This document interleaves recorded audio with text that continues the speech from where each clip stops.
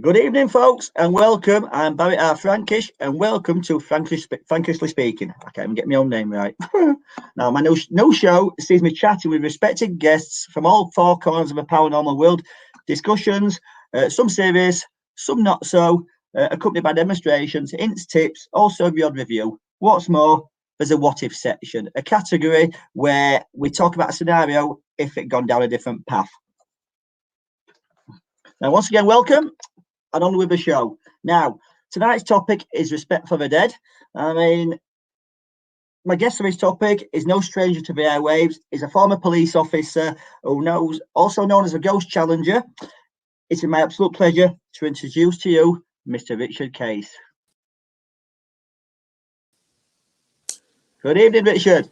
Hi, Barry. Great to be on. Hi. I think we need a fanfare. It's the first show ever, so it's a milestone, exactly. It's the first of many, and thank you for being my first ever guest. I guess apologies to the listeners because the first time I'm showing my face. So well, it's not the first time I've been on live streaming, but it's been the first time I've been at the helm of my own show, so it's bound to crash and burn.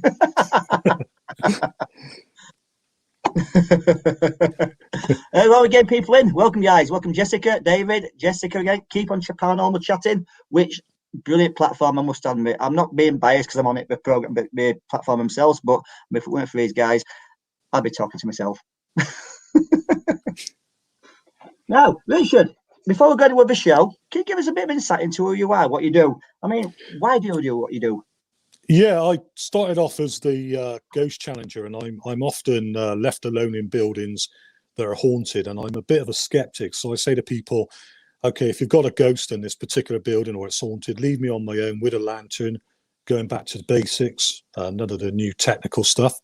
And I'll challenge it and see if a ghost turns up. And that's what I used to do and used to film it. But I've kind of progressed from there now, and I do a lot of chat about folklore, and I'm really just interested in people's beliefs all around the world. So I've gone a little way away from investigating. I still have a small team I go out with, and I still do it myself, but I do more the kind of research side of it.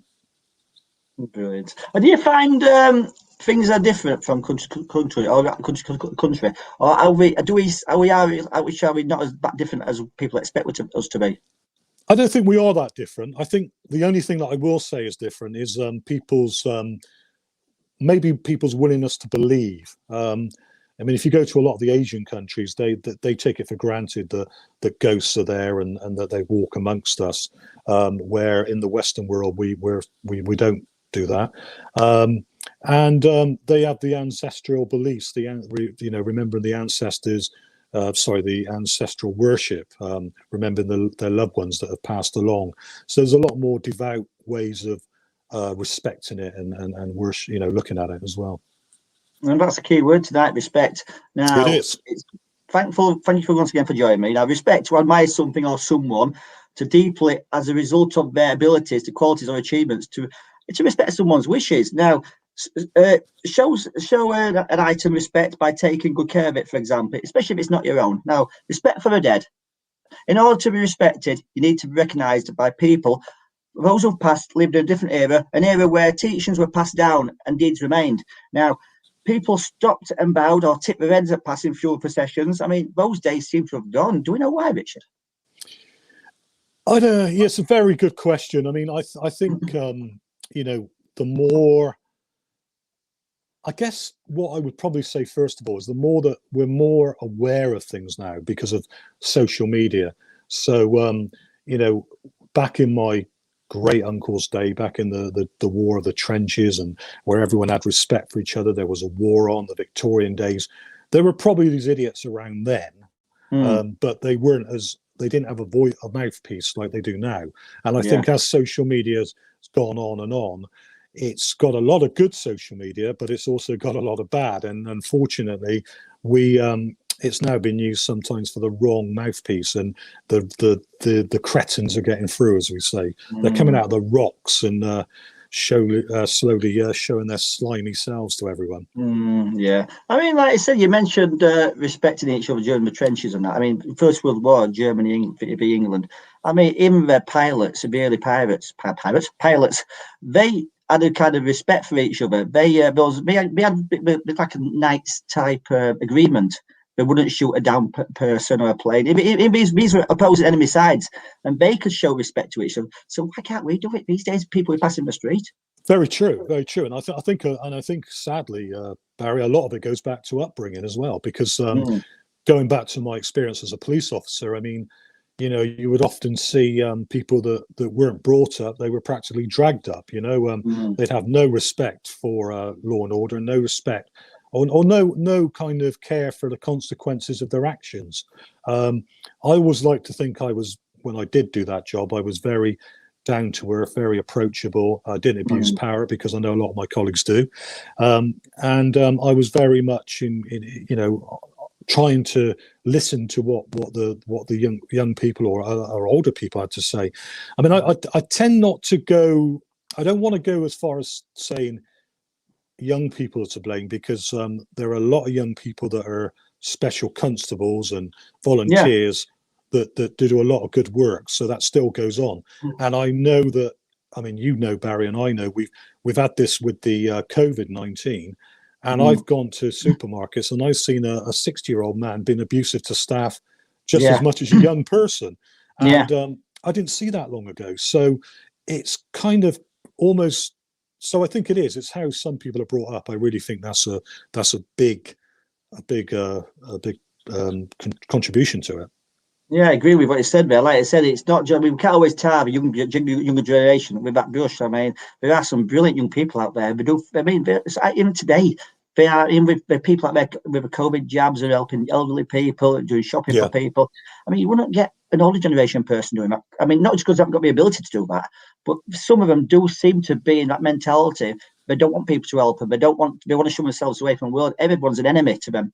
I mean, I've had older people shoot doors in my face before today, and I've had an younger person open the door for me. And I think also bad news sells, and good news is not often heard about. And that's very true. That. I mean, as a police officer, Richard, I mean, what era did you? I mean, that sounds bad, does that? I mean, what era? Not exactly a Victorian police officer, are you? No, I was in the sort of late 90s going into the 2000s. So I saw a big change. I was lucky to see that it was changing, because I was made aware that things weren't always as it was in the 80s and going back in time. You know, I guess I was seeing almost. I think we all were around the 90s and onwards. We were starting to see society break down almost and change. I don't know if you saw that, but I certainly saw something different that was making. I mean, people saying the country's unidentifiable anymore. You know, people don't stop in the street like they used to if there was a funeral going by. You know, all those traditions that we used to know. People are in a rush, and it did seem to change very much to what we were brought up with when we were younger, and that. I mean, we can't always say we can't categorize a certain person, like we mentioned, the younger generation, the older generation, and we're that generation in the middle or so. But as a police officer, did you tend to have more apprehensions with younger people or the older generation?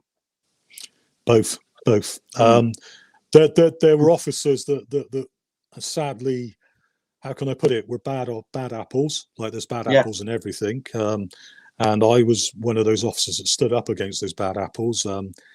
Eventually I left. I won't go into too detail on that, but you know, in every organization there's a bad apple, and I always used to just have an open mind that both can be as bad as each other, good and older and young, you know. And I never, you know, if I saw a young person, you know, hanging around the street, I automatically assume that young person was committing a crime, you know, that they didn't have somewhere to go that night. You know, I mean, I did when I was young. We often chatted in groups around shopping centres, but we weren't breaking in or doing any crime, you know. We were genuinely just getting together and looking for girls, and that was what we were doing as youngsters. So, you know, I think it's an open mind. So, no, I never did, and the evidence always showed me that, you know, you couldn't judge it like that. You couldn't. Yeah, I mean, it's like I was brought up with the 70s. I mean, I'm older than I actually look. I mean, I've got my own little time machine, so I can sit back, left, right, centre. But I was It's, I wondering how mean, you did it, actually, Barry. I'm like Doctor Who. And we tend to think, because I come from a mining town. The pits were closed down, and there wasn't a lot for stuff. I had a circle of friends, and you tend to do your own thing, don't you? You go Yeah. out for a day, you do what you do, and you come back when your mum shouted for your tea, and that was it. They didn't care where you'd gone or what you'd done, as long as you come back. Yeah. But Yeah. even in them days, I understood right from wrong. I respected people. I respected people's property. I wouldn't go out trashing people's like we do these days. I mean, that seems to be again a gone thing. It seems to be one of those. Also, I think you got to be careful. When I said about upbringing, also you got to be careful on upbringing, because I mean, I didn't have the ideal upbringing that I wanted. There were moments in my life which were quite challenging when I was brought up, and but I still didn't. I still listened to the people that were influential in my life, and thank God those are the people that had the influence on me. So, and I do know people that have had appalling backgrounds and turned out to be the most wonderful people in society. So, I agree there, you know, because I mean, my background wasn't the bestest. I mean, I've got two parents by all means, and was not a lot of money coming in. yeah, But I respected people's, like I said, I respected people's property. I didn't go thieving or anything like yeah, that. I mean, we're made as own entertainment, but it does seem to think that people who have not, I won't say deprived upbringing, but an harder upbringing, seem to appreciate what we've got now more, and we seem to be able to more confident in helping other people along with that. Would been rather than someone's been saying like a little bit more privileged. yeah, yeah. Mm. I think social media has also become an ideal place for people to bully, to troll, to attack others. You know, it's an ideal place for us to pent out anger. If we're angry about something, you know, we can join in a debate and we can get quite hostile and quite angry. And people that normally behave quite, what I would say, would probably never behave like that if they were met face to face. Yeah, that is Seem a to different have, thing, isn't it? I mean, yeah, in they my see day, if you had an argument at school, it was a case of I'll fight at playtime, at home time. The minute it was over and done with, Yeah. that's it. But there seems to be some people that seem to think that, you know, they can go on social media because they're hidden behind, you know, this kind of platform that they can say and do and behave how they want, and it has no consequences, and they can have a go at people left, right, and centre, and that's what makes social media dangerous. But Yeah, I'd like to think positively that social media does do an awful lot of good as well. So, no, I you know, agree. it's I about, agree. It's that Marmite type thing, isn't it? I rate it or you love it. yeah, It can be brilliant. It can be awful. Depends on yeah, how. Also, it depends what you put into it as well yourself, what you yeah. expect from it. Now, Richard, ghost hunters, researchers, and investigators, all categories with the same goal. Now, but are these really any different from each other when it comes to respecting the dead? I mean, does one show empathy over the others? Would you say? There shouldn't be. I think that there is a big difference in the paranormal world between ghost hunters, serious researchers, and people that do it for entertainment.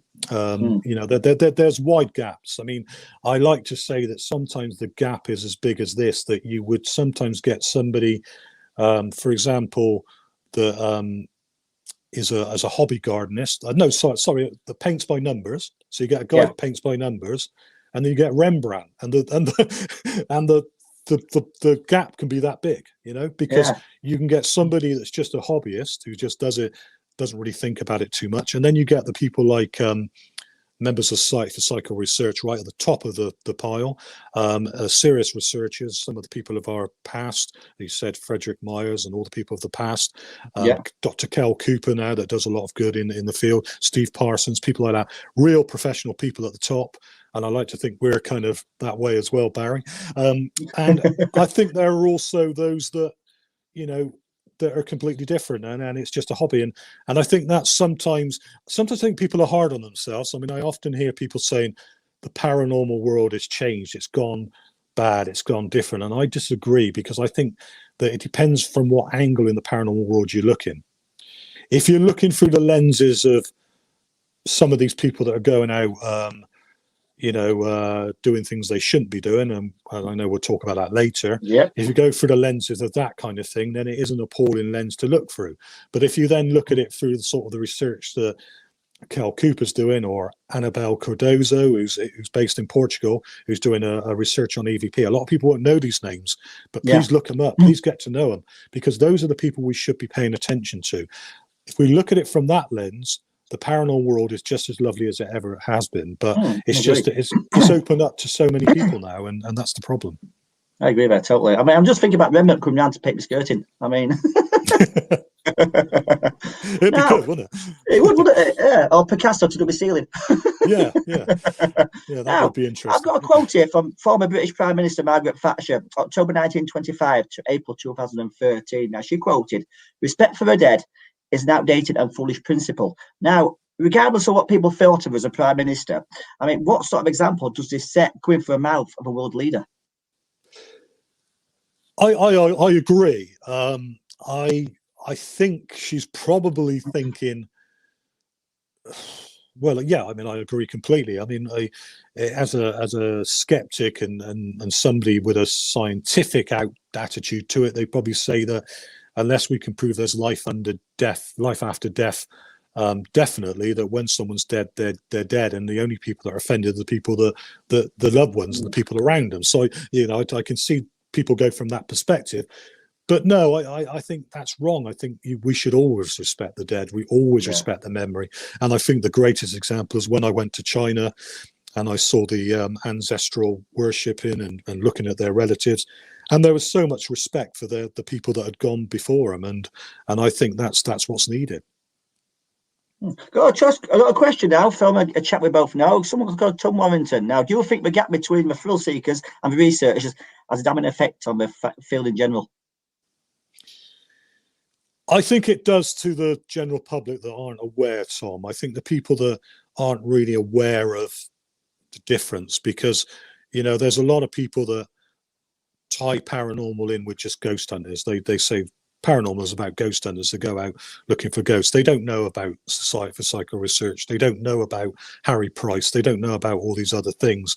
So I think that does widen the gap for the people that don't know, and that's up to us to kind of try and do a show like we're doing tonight and other shows to try and re-educate them and say, look, that there's so much more to the paranormal world and paranormal research. I mean, I'm a great fan of Hayley the ghost. I know a lot of people find Hayley quite a challenging person. She's a skeptic, but she's very true what she said about ethics, and ethics been used in the field. And I think if we go by ethics, I don't think we'll go far wrong. The problem is teaching people ethics. that's whole subject to itself, isn't it? I mean, the thing is, I think some of the people, I mean, they're so stupid they wouldn't even comprehend what ethics is. They'd have to get a dictionary to look it up. It's a place in London. Yeah. The only way is ethics. No, I've just come to do terminology today. Thanatology. Do you know what it means, Richard? Thanatology. Thanatology, yeah. THANATOLOGY. I've heard of it, but you have to tell me. It's basically the study of over dying. Oh yeah. I've heard of it. Looking up at a long time ago. Yeah. Now I've got another little question popped in for you, Richard. Now, Jessica Bailey Smith has said, Richard, what is your thoughts on Alcatraz as a location and its hauntings? Yeah, well, Jessica, thank you. I went to Alcatraz, and I feel that Alcatraz is a very good place to investigate when it's pitch black and you've got nobody around. When I went, they did have tourists. They did allow me, though, to go into an area on my own, which I was very grateful for, because they knew that I was restricted to time. I am going to go back and try and arrange to do it in the dark when no one's around, and I think it'd be quite a challenging place just because of the atmosphere there. But I think it's just, I don't know, I think the history behind it. I met one of the fellow inmates of Alcatraz, and there wasn't a lot that happened there. Some say there was, some say there isn't, and some wardens say there's no such truth in the ghost. So, it's when you take it as it comes. One of my friends went a few years back, and he said that went on the trolley cars and got a boat ride across, and they locked him in the cells, but he says it wasn't. He's not as into a paranormal as myself, but he says there are some. You can understand the depravity of a place, and Yeah, especially deprivation cells have got where there's no windows, no light whatsoever. But lots of them in there for days at a time. So if you're going to experience anything, I think it's on the mental side, rather psychological rather than the spiritual side. Psychological is the side. Yeah, definitely. Definitely. Now, another question for Lorraine Jones. Hi, Lorraine. Do you think you can be a serious researcher or investigator and still enjoy the thrills of being a little bit scared? Definitely, Laureen. I think you can do. I think you can do everything like that. I think you can. I mean, I do serious research and I do investigation, and the Ghost Challenger is a little bit of tongue in cheek for everyone. That was kind of almost like a way of saying, well, Richard's going to be on his own in a building, and we did almost make it a little bit of a thrill kind of thing, even though nothing was made up. We did make it a little bit exciting. I think you can still have that as long as you know not to make things up and you know to go by ethics and go by principles. I think there's no harm in that. And I also hear people say about egos. I mean, I don't know if you're going on to this, Barry, but with egos, I think that, we've all got egos, whether we like it or whether we don't. I mean, me and Barry will have egos. We'll always want our show to do well or this to do well.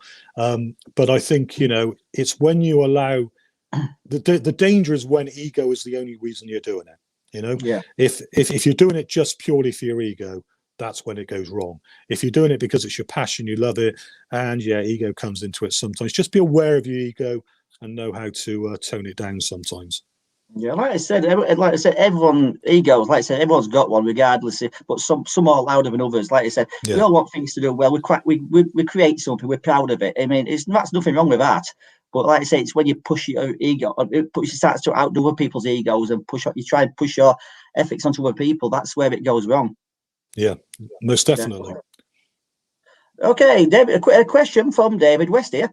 I want to find it. Here we go. For you, Richard, where will be the first place to investigate after lockdown?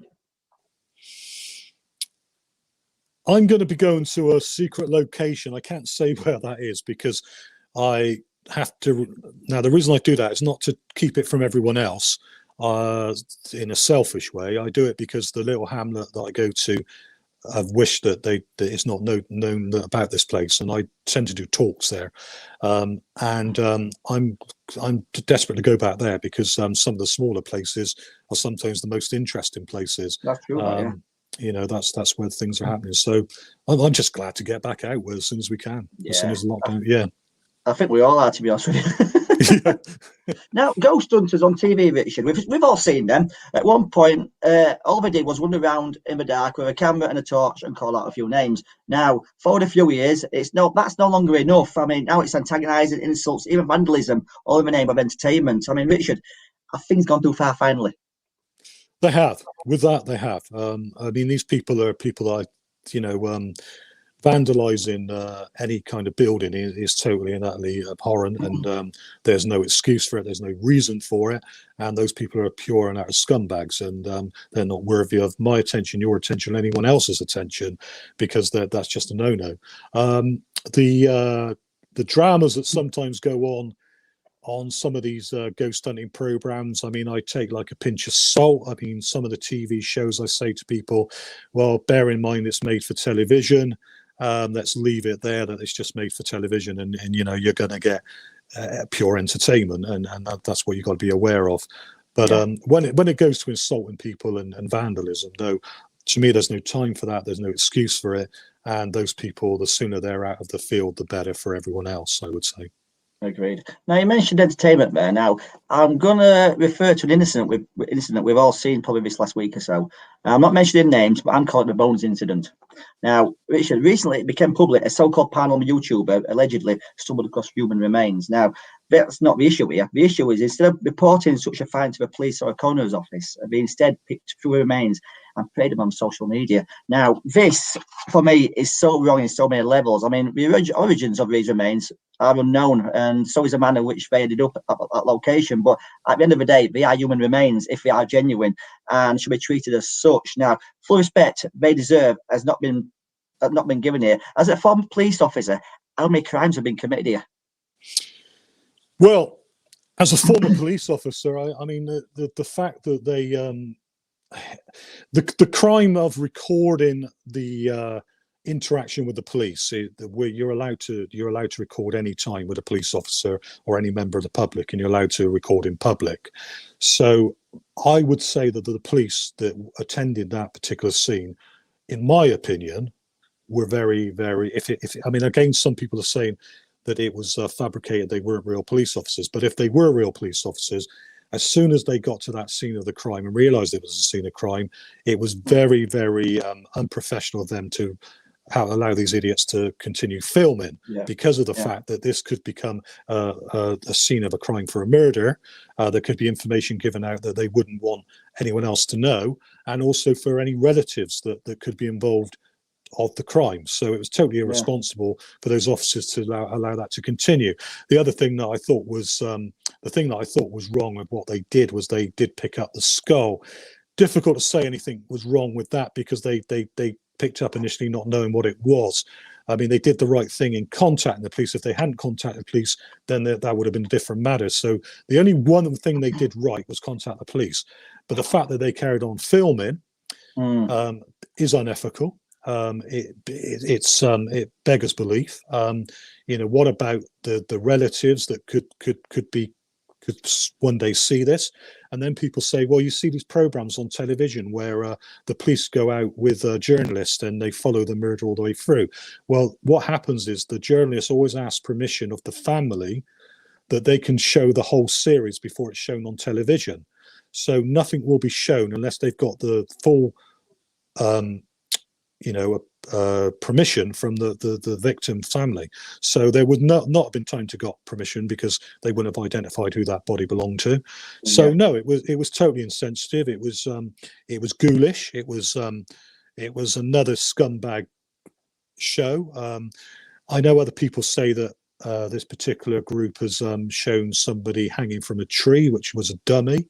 Makes you wonder what their sense of humor and how low their sense of humor goes. Makes you wonder what the kind of people watch these kind of shows. And I think the whole thing, was just to me it was just diabolical. Now you mentioned, like I said, these police officers may or may not have been real police officers. I mean, isn't that a crime itself, impersonating a police officer? It is. I mean, if they were doing it as a hoax thing for a film and a video, then probably the police would have. The police, unfortunately, we've got one of the proudest police forces in the UK is a police force to be proud of, but sometimes I would argue it's one of the softest and easy. I don't know, it's too easy going sometimes. And I think, if it was possible they did this as a hoax video and it got back to the police would probably just ask for the video to be removed. I mean, I was thinking of contacting the force that's got the video on and see if they're aware of it, because my thoughts would be, and I dealt with one before, they actually removed the footage. They got it removed as soon as they were aware of it. But if they were real police officers that attended, and they are aware of this already, then shame on those police officers. That's all I can say. Now, a quick question for Shelley Wells. I mean, Richard, are there any theories that you want to explore in investigations, but you haven't done so yet? I mean, I think I still want to go. I mean, I want to go and see Annabelle Cardozo over in Portugal, because she's doing the instrumental transcommunication, the ITC, and she's doing this from she's having direct voice. She's not just having EVP, electric voice phenomena. She's having direct voice coming through the radio. Now, direct voice is where you can hear them speak on the radio directly to you. Now, I've not ever come across that, and I want to go and see her and see her work. And she has invited me once the COVID is over with, and I want to go and see that and see what she's doing. So that would be one that I want to go into, and some of the theories behind that. And one of the theories that she does have, which sounds a really strange theory, but they do have a theory that with EVP that they're trying to contact us, and they've almost got like a radio station on the other side. Now that sounds incredible and makes people smile, but the people that have gone over that are paranormal investigators are trying to reach us as we're trying to reach them. and that you can sometimes key into this station and you can talk to them, and that's what she believes she's communicating with. I highly recommend people read her book because it's a fascinating book. And I like the idea of radio station, FM, yeah, and Satan FM. yeah, yeah. Now, Richard, people take a lot from a paranormal. I mean, be it knowledge, acknowledgement, or even entertainment. But I'd like to ask you, Richard, what does a paranormal take from us? I mean, if you ask me, I think sanity. What does it take from us? Yeah. Yeah, I think you're right on sanity. Time, energy sometimes. But sanity, because it is difficult. I mean, I agree with you. It's difficult to keep up with some of the backstabbing and the egos that you deal with, you know, that can be quite consuming. You've got to be strong. You've got to have a strong backbone. And sometimes, you know, best will in the world, nobody's got a perfect backbone. We all have our ups and downs, and I've had many more downs than ups sometimes. But yeah, I think sanity is a good one. I think I'll go for that.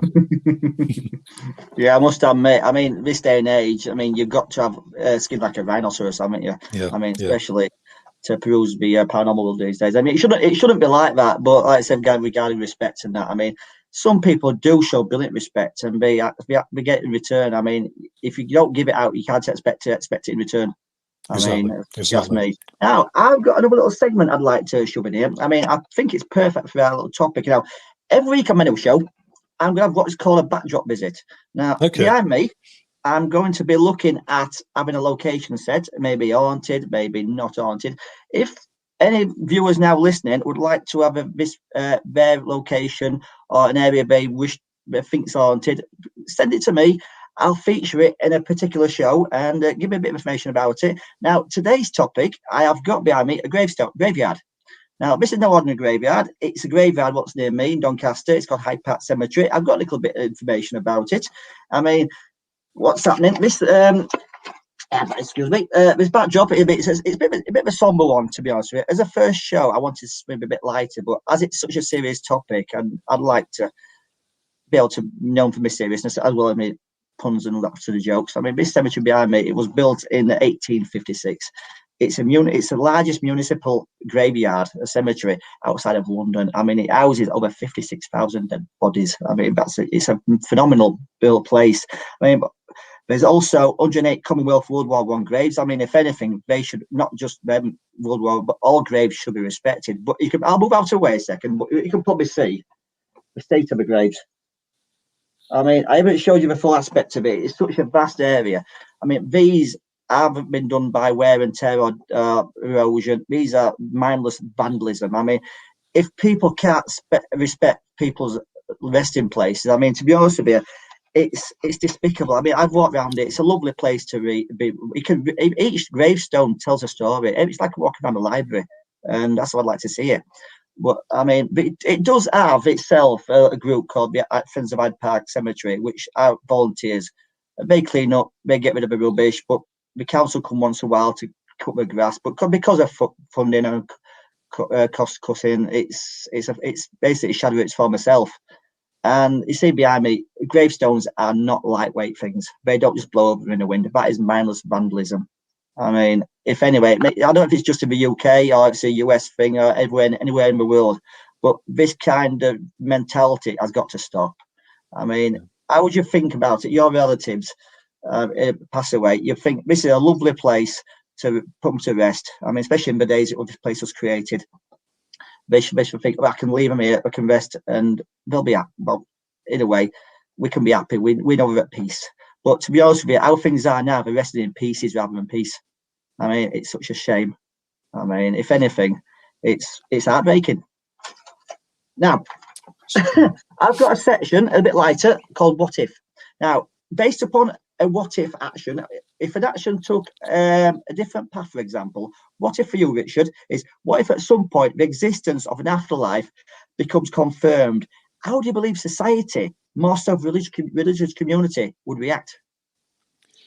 I'd like to think they would become more spiritual, more loving, more more kind of, but then I think it could also go the opposite way, that people could think, right, it's okay, there is definitely an afterlife, I can get it wrong here, I'm going to live selfishly, and I'm going to be selfish even more, so I'm going to make the most of this life here, be a real pain in the ass, and I've got another life to come. So, but I don't know. I think again, it's the 50-50. It's the people's mentality, like the idiots that vandalized that graveyard behind you. I mean, it's it's down to.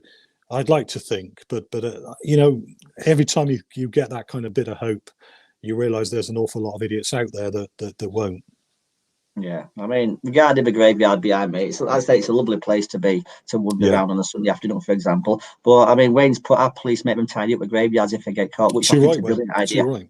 I mean, that's a brilliant idea. Is that? I mean, make the punishment fit the crime. Yeah, and I think there should be a uniform response by the police, which unfortunately there isn't.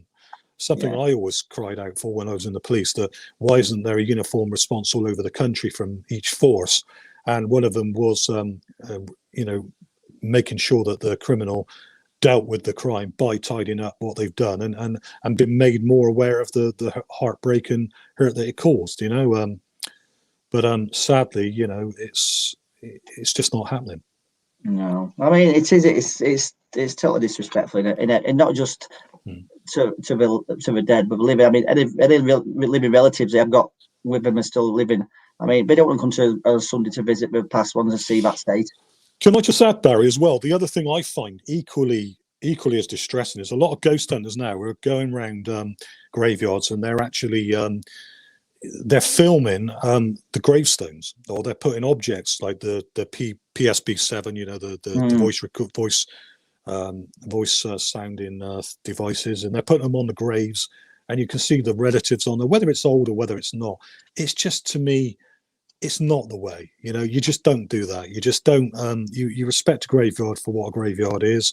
Yeah. I know when we were teenagers, we all went through that teenage stage of, oh, is there a ghost in the graveyard? And we used to creep through at night because we were youngsters. But come on, we're talking about grown adults, that are behaving like idiots, and putting devices in front of graves with the names on it, it's just no to me. It's just and especially like say if it's working graveyard as well. I mean, if there's people next door visiting loved ones. I mean, this graveyard in Doncaster I mentioned behind me. I mean, it is still a working graveyard. It's huge because in the day, Doncaster, everyone was buried around the church, the minster, what is now known as the minster. But because it was so busy and so full, what they started doing, Doncaster became bigger and bigger and bigger. They actually built this grave cemetery on the outskirts of Doncaster. And it was all in them days. It was a lovely place, lovely green scenery, no main roads by it, and. I often wonder though, because nowadays the fashion is crematoriums, and people. I mean, I personally miss the old graveyard and the funeral where a coffin's lowered into a grave and you go back and show your respects. And society almost seems to really hate the gravestones now. I mean, you hear people say. I mean, I hear people even say, "I won't have a grave because it's too hard to maintain." But that mentality in itself, to me, is crazy because. If your family can't maintain your tombstone, then there's something wrong there with the. So I wonder if this move from graveyards to crematoriums did have an impact on the way some people saw it. Yeah, I mean, an interesting question here from Clara. How do you feel about using equipment in a church rather than a graveyard? Claire, hi. I personally. I personally don't do those things. I mean, I don't investigate churches anymore because of the controversy and the difficulty with churches, especially if it's a church that's still active. I've moved away from that. I do talks in churches about folklore and about the history, but I've moved away from getting an EVP machine out in a church and stuff. Having said that, I know that when they're in the old days when churches were haunted, maybe someone would get an EVP recorder out and see if they picked up a voice, which in a way I kind of went along with. And then I changed my mind as I got older. And I don't know. It's a very difficult one. I mean, if the church is working, I think it's difficult. I think you need to. I mean, I don't think it's. I know the church Conservation Trust very well, and they're all for people talking about the history of ghosts in the graveyards, but they're not too keen on the investigation side, which you can understand, because they still are very much in charge of the churches and what that and where that goes with the Christian faith. So I mean, I prefer very much the old sitting in. One thing that Elliot O'Donnell did years ago, well-known ghost writer, he sat in a church and he just sat there and listened for footsteps and sat and listened. And that's what I do with some of the churches I go to. I do the talk and then I say, we will now sit and we will listen to see if we hear the old ghost walking along or amongst us. And that's all we do, you know, to try and take it away from some of the investigations in the church, because they are controversial and they do upset a lot of people. I agree with that. Like I said, I mean, there's nothing more peaceful than sitting in a church. I mean, York Minster, for example, there's a spirit of a small dog in there, because when the place was built, I mean, the people who started building York Minster never saw it completed. That's how long it took to complete. And one of the stories was one of the workers there had a little terrier dog, and a very popular little dog, and he loved that dog. But one day, the poor little thing went missing, and he actually put up a week's wages to get his dog back. But to no avail, he couldn't find it, and the rumor was it was some jealous work colleagues had put a little thing up in the walls. And people do say the little yapping and murmuring of a little dog in the place, which really is a sad story, really. But, I mean, it is a sad story. I mean, I think this is the thing about the paranormal as well, is why we've got to be ethical, because they are full of sad stories of animals, of children, of victims, and murder victims is another one that I find very difficult to approach. And recent murders, I say, is a no-no. That's what I feel. You know, I know a lot of people have been doing that, and I feel that's unethical. That's my view on it. On a time span, Ben Richard, what would you say is an okay type of time span? We're talking 50, 100 years. It's I mean, I think murder, rape, crime, and all that is something that, you know, I'm more of a researcher into the stories now, which probably gets me out of it a little bit, rather than an investigator, because I kind of just pick up the stories and write about the stories. So if I'm writing about a story, I'd be more happy to write about something that happened maybe over 100 years ago, when I know that it wouldn't be too offensive, but I would still want to check there's no families around that would be offended by it. And also I would approach it in a very diplomatic and tactful way if I did approach it. You know, that's the thing with the paranormal. Sometimes we are dealing with death, aren't we? So we're dealing with things that are sensitive, and it's just how we deal with it. Yeah. Now, Claire's put a little quote up. I can understand the controversial side. I've been to investigate the church yourself. I personally don't own any equipment, but all the people who did, they're respected. So it did work out. I mean, like I say, it's ethics again, isn't it? If you've got the equipment, by all means, be discreet in how you use it. If you're going to see people around, don't get all your kit out. That sounds wrong, does that? But don't get all your gear out and flaunt it in front of mourners who may be present. Well, Wayne's just quoted. I've seen Wayne's comment, because Wayne came to me to one of those churches, and he's just expressed it there, which has helped me express it, that some of the best experience can happen with the least technology, and that's true, because we had that when we went to a church. We heard the footsteps, we heard the noises, and we were concentrating on that. And I think you're going back to basics, Barry. You're going back to the kind of Victorian ghost hunter kind of thing, which the Ghost Challenger I have gone well back. I mean, don't get me wrong. I mean, I've seen the technology side of it, and for me, it doesn't personally work. I mean, the only technology I keep my torch. I've got an EVP recorder, and I've got a decent camera, which, where technology is concerned, that is all I'm using. And funny you should say that, because my back to basics kit is now all in my Level World War II satchel. Yeah. In there now. It's all we need to go. And we now we'll have to go places. I've got a couple of places I would like to investigate and a little play around with. But like I say, I'm doing it properly, like a lot of people like yourself, Richard, are doing. Yeah. Like I have become more into the right since lockdown. I've wrote a lot more. I've done a lot more in-depth research on things from what I can find through books. I've looked at the internet, but I don't really trust the internet 100%. I'd rather talk to people. So when restrictions are lifted, I go out and talk to people face to face again. Yeah, that's the best way. Yeah, and now Yeah. this is a brilliant section. This reminds me. This is a section I can't wait to be. I know we spoke about it earlier, Richard. But now this is my show and spook section.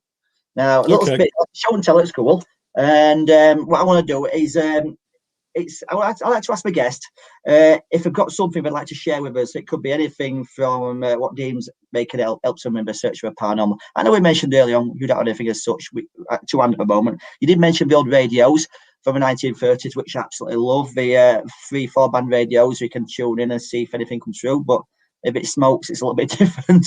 Yeah. But, Yeah, mine did, but yeah, they are. We spoke about it earlier, but now we've all heard. I mean, I don't know if you've all heard of Aztec death whistles. Now, the Aztecs, they've only been discovered about 30 years ago.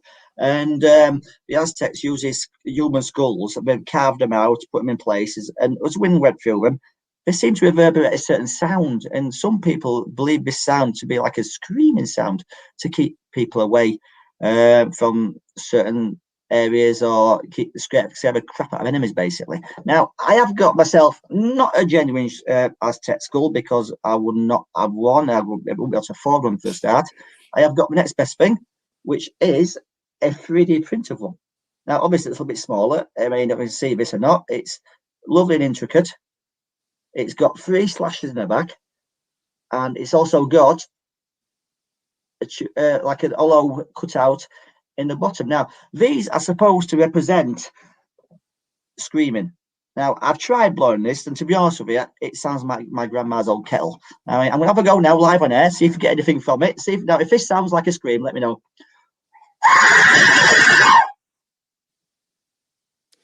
A little bit. I've gone deaf. That cleared my ears out, actually. One more go.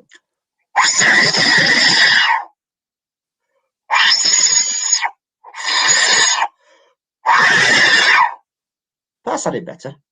Yeah. But I have still got deaf though. So many dogs I don't know what the listeners thought, but the very first one you did at the end sounded like a scream to me. Yeah. Oh, say I tell you, that's really affecting my ears. Now, another little section. It's not really it's part of my show and tell section. Now, everybody, hello, William.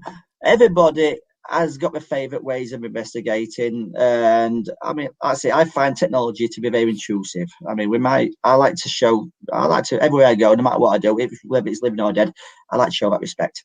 Now, I know you're the same, Richard. I mean, you can't, like I said, you cannot not show respect and expect it back in return if you don't show it. And it's same with my methodology. I mean, it's a lot of people what we use now is very intrusive. It's noisy, it's aggressive. You go into a building with a flashing box or something like screeching sounds like my bloody skull. You're gonna scare anything off him if there is anything there. But I referred it back to if I like to look at it is if you're contacting a spirit from the 1930s, 1940s, for example, you want to use something they're going to recognise. I mean, nothing stirs your emotions better than music. I mean, music's all very well and good in this day and age, but a lot of people will say a CD doesn't sound anything like a vinyl. I mean, you get Can that I on just a say vinyl. that's? Can I just add to that? That's what I do. I do use music all the time. Fantastic. That's brilliant. I mean, it is. I mean, you go to a location. For example, I've done it myself. Gone to a World War II location, like an air base or a mess, somewhere where you know there's military activity, or a 1940s type thing. Play appropriate music. Now, say it's all very well having a tape deck or a CD player to play that music. There's a difference in that sound. You all know technology's reverberating noise, and now, but what happens if you go back to the items what they actually use themselves? I mean, this is what I love now. This is me down to a T. I mean, behind me, I don't know if you can see it or not. There is a radiogram. Oh, sorry, gramophone. I keep calling it radiogram. I've got one of them as well. Now, behind me, 1930s album. Now, this has been in storage for 30 years. I mean, previous owner passed away and it's been sat there, and I've acquired it with the original record, Bakelite records. Now, Bakelite is like a polycarbonated type plasticky stuff which was created before the Second World War, and it enabled things to be mass produced. But still, the sound on this machine it beats any CD player these days, to be honest with you. And if you use this, I'm going to be using this in a location I own myself a den, and I'm going to be using that down there, and I'm going to demonstrate it if you don't mind.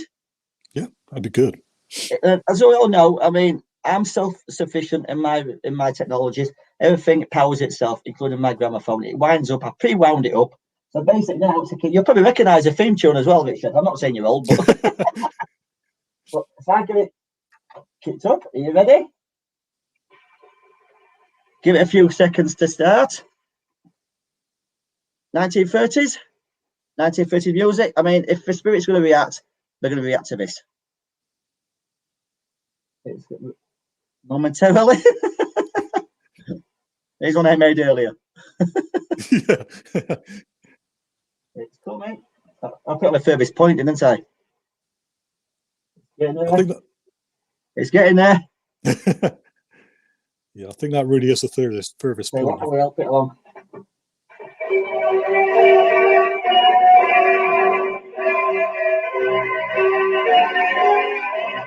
Well, if you can hear it, okay.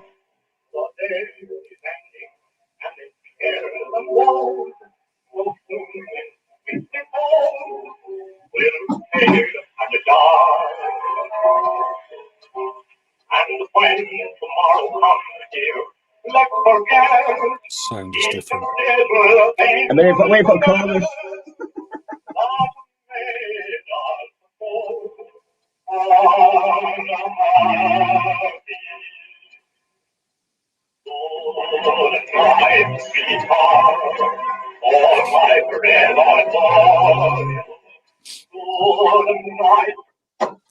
And that ends the lesson. Well, we both knew that. We both knew that very well, Barry. No, that you could hear the difference as well. And, there is, yeah. And I think it is the emotions though, because you're playing the music, and I mean, I did a lot of Vera Lynn's music as well, and a lot of people have come out with me in their 30s have ended up becoming Vera Lynn fans of the music. And I did it for a long time, and I thought, well, I got to go and meet her. So I contacted Vera Lynn and said, can I come and meet you? And Vera Lynn's so down to earth that I even told her that I used her music to look for ghosts once, and she laughed about it, you know. And she said, well, I'm sure my music will get ghosts to communicate. But no, I really agree with you, and that old sounding, because it's the old sound as well, it really adds to it. Yeah, definitely. I mean, they say with it as well, there's no, it's based on kinetic motion. You're winding it up, you're storing that energy. That's not produced energy from like an electrical circuit. So if you're going to a location with no power source whatsoever, something like that is perfect. And it's like they said, you've got a tune behind. I mean, that was a Good Night Sweetheart by Malcolm. I forgot his name now. Malcolm Desmond. And 1930s. I mean, still plays as good as today. I've got a couple more Bakelite records, and I am going to be using my investigation methods based around that era. I mean, Victorian to World War. I mean, I love World War II, the World War II era. I mean, for me. Have you got any views about? Because a lot of people use these motion balls, these kitten balls. Now they're pet. They're bought in a pet shop. I mean, they're. Oh yeah, I know what you mean now. Yeah. Yeah. Now I didn't take them seriously at all. I thought, you know, they're just going off slightest movement. But I did take them to a location, and we did have one on the floor. Nothing was moving it at all. I saw nothing moving, no wind, there was no vibration, nothing at all. And as soon as I played one of the songs or music, a very old piece of music, it was lighting up continually as if it was something was appreciating the music. So that was quite interesting. But I don't know what I feel about them. I'm still at the you know, I think they can easily be tampered with, or can easily just go off, you know, willy-nilly. Yeah. I mean, William South is commenting music is a vibration, which it is. I mean, and vibration causes emotion as well. I mean, it's like people walk into a building after an argument. You can feel that tension behind it. It's the same with music. You walk into a building, like a music hall, for example. People's dancing and they're happy. You can feel that. You can also feel that, and it does stay in the air.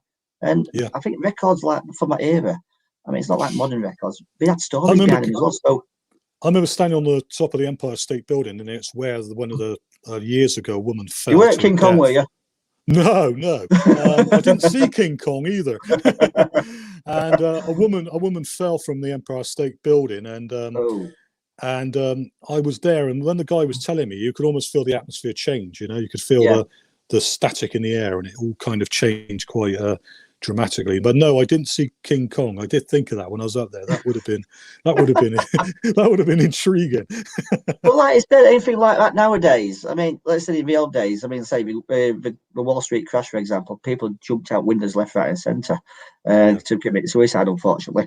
But it's nowadays. If that had been up to date, but people putting posts on YouTube and putting them on social media and putting likes and bloody stars and stuff to promote their own work. I mean, that's a form of disrespect again as well. It does seem the generations from back the time, like the 30s, 1940s. I mean, when people did have that sense of respect drilled into them. I mean, they wouldn't disrespect their elders or peers. I mean, and even like I said, during World War II, there was that sense of respect. It just seems to be the latter years. I mean, it just seems to be. Yeah, because I think almost with us, what we do, we're almost attracted to that era. We're attracted to that time, going back to the 30s and the kind of the way things were then, you know, and that's probably what kind of appeals to you and appeals to me. But I get really surprised that that doesn't get through to some of these idiots that go out investigating, that kind of, you know, the way people behave then, that doesn't come through to them. You know, they don't get it. They don't understand it. I mean, if things carry on as they are, the respect is gone out the window totally. How do you see the paranormal realm, say, for example, 5 years' time? I think it'll stay there. I think there'll always be, you know, the Society for Psycho Research are fighting to get members, and the young members are joining. So these old establishments are getting themselves known out there, and they need to do more to get themselves known. I think those sort of things will keep it going. I think there'll always be ghost stories and there'll always be an interest.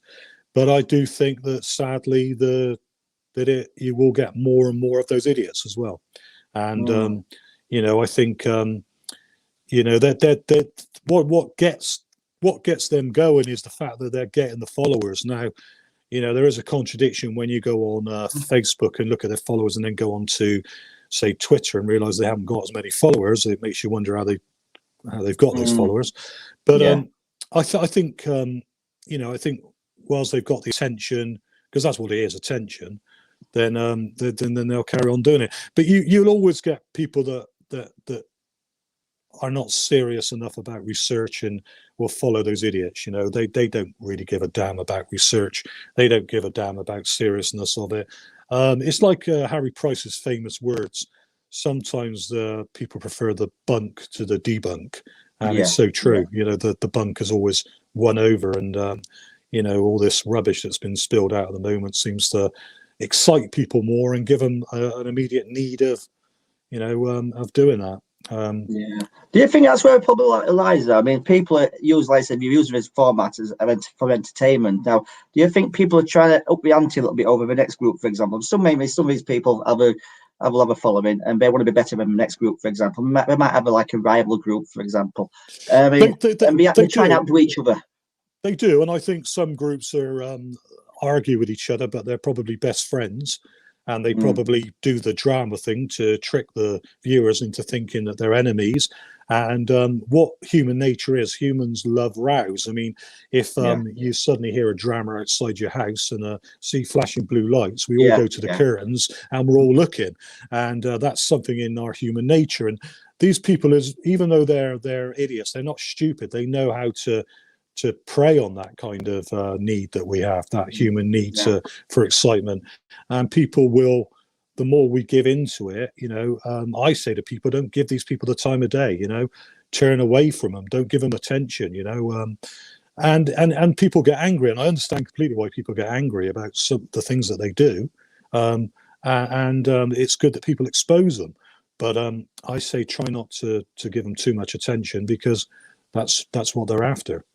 Yeah, I mean, like I said, I've been public in the paranormal realm for about 6-7 years now, and beforehand, I just kept myself to myself. And I've got followers by all means, but I mean, I love them. I mean, my followers. I mean, I'd never ask for them. I mean, it's nice. They do see me viable to follow. I mean, I appreciate that, and I respect. Same. I have respect for them as well, because I would not dare put anything out, I would know is not true. For example, Yeah, I mean, yeah. I mean, I'm not that kind of person. I'd rather have 100 decent followers than 1,000 fake ones or paid for followers. I Yeah. mean, I don't know if it's just me, my ethics myself, or whether I was brought up, or, but I like to show respect, not just to the living, the dead, but in everyone in general. I show my work by all means, and if people want to follow me, by all means follow me, and I appreciate that. You don't have to follow me if you don't like my work. I don't care. I really don't understand it, Barry. I don't understand how these people can sleep at night with some of the things they do and the way they act. You know, if that's their way of, like you say, getting their followers, then good luck to them. And you know, and it is scumbaggish, loutish behaviour. It's completely, Yeah, and I you think know. as So well that's where a problem lies as well, because we are getting more and more, I won't say brazen with the attitude towards, with disrespect towards the paranormal, because they're trying to up the ante all the time, involving yeah, murder victims, crime scenes, fake bodies if they are fake, or bones and stuff like that. They're trying to use that shock factor, like we were a few months back with the Ashes. That's just a joke. I mean, it's awful, it's absolutely awful. they're doing that just to get likes and followers and get people talking about them. Because as we all know, newspapers, for example, no, all news is good news. If it's bad news, we don't care if it's bad news. If they're talking about it, it's good for them. Yeah. It's just Well, totally. these newspapers wouldn't be interested in serious research. I mean, these newspapers are interested in the controversial things, and they're interested in, you know, they're interested. The newspapers love it if it upsets people. They love it. You know, they love the drama. Yeah. Now, sadly, Richard, no, I think we've come to the end. I mean, It's been fantastic. It's been it's brilliant. Where's been a it? quick, my Yeah. first show. I mean, I hope people, thank you people for joining in. I mean, I know we've not gone through all the questions people have sent in, but this is my first show, my own flagship show, and it will get better. And I would like to say thank everybody who's been involved, Karen Frey, for letting me use the platform, keep on paranormal, keep on chatting. Even Joel and Jackson Lockwood for the suggestion of a name. I mean, I went on a show a little while back, and the name was suggested, so I did go along with it because it suits my surname perfectly.